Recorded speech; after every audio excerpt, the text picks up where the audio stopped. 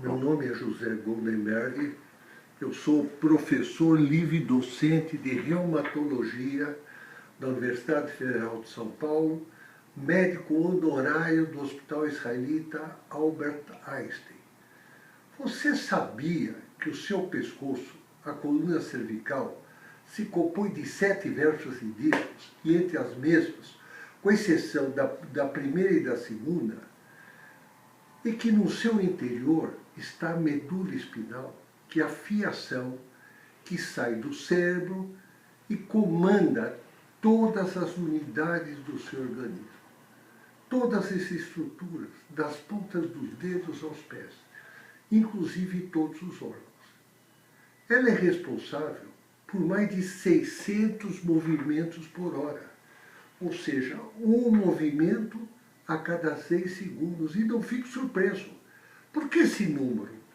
Porque na cabeça está presente, que se apoia sobre a coluna, está presente o suporte sensorial, ou seja, os órgãos que permitem você ver, ouvir, cheirar, entre outros.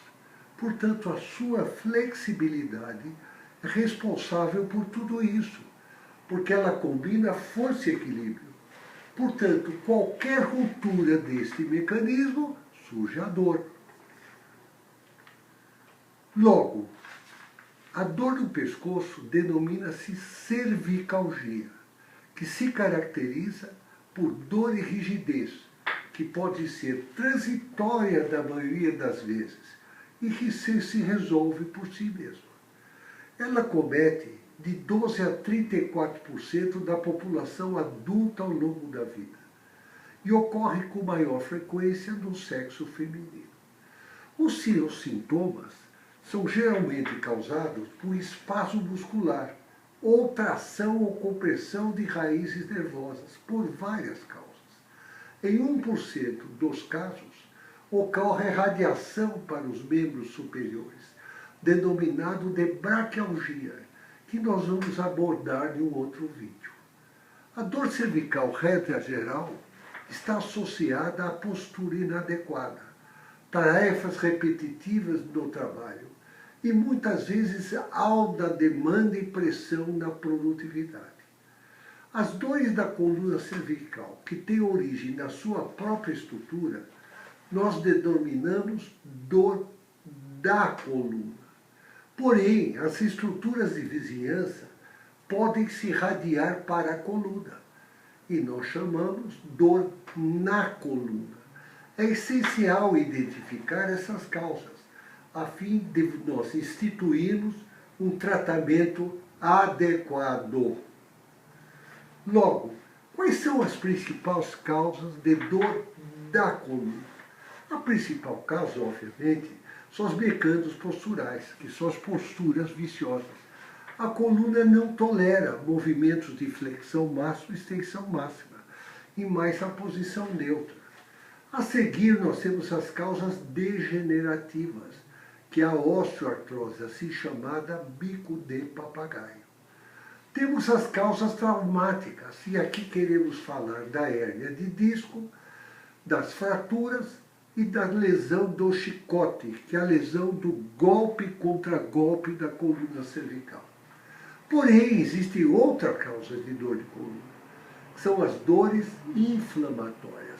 E das dores inflamatórias, nós temos principalmente as artropatias soronegativas, que se caracteriza pela espondilite anquilosante e outras artrites, como a psoríase, a artrite psoriática, artrite reativa, ligada a doença sexualmente transmissível ou à diarreia, a própria artrite reumatoide do adulto e a artrite reumatoide juvenil, hoje conhecido como artrite idiopática da infância.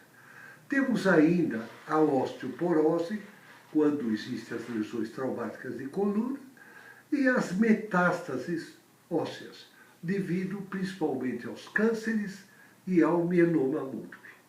Entretanto, temos a dor na coluna, ou seja, estruturas da vizinhança da coluna que levam à dor.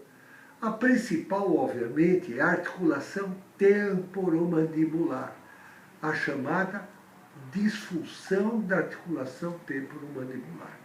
Mas temos também outras causas, como a inflamação da carótida, inflamação da tiroide, as tiroidites, e doenças vasculares, como angina pectoris e infarto do miocárdio. Pode dar dor na coluna também. Quando a dor ultrapassar 12 semanas de duração, é a chamada cervicalgia crônica, regra geral associada a manifestações psicossomáticas. Também inclui dores decorrentes de outras causas. O seu diagnóstico é fundamental e está ligada ao ato médico, que é a história, os antecedentes pessoais, os antecedentes familiares, e assim fazemos a hipótese diagnóstica e a partir daí solicitamos os exames, particularmente a ressonância magnética, o raio-x e a tomografia computadorizada em alguns casos. Eu queria lembrar que nem sempre as imagens correspondem à clínica. O fato de ter uma hérnia de disco ou um bico de papagaio não quer dizer que essas imagens sejam as responsáveis pela dor do paciente. O tratamento se faz com analgésicos, anti-inflamatórios, medidas fisioterápicas, relaxamento, massagem, acupuntura e muitas vezes com os colares cervicais. A cirurgia é uma exceção. Não se automedique. Caso a dor não passe de 5 a 7 dias com medidas mais simples, procure o seu médico.